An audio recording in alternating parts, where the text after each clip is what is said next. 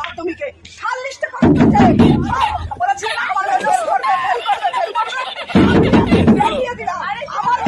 Pass করেছে।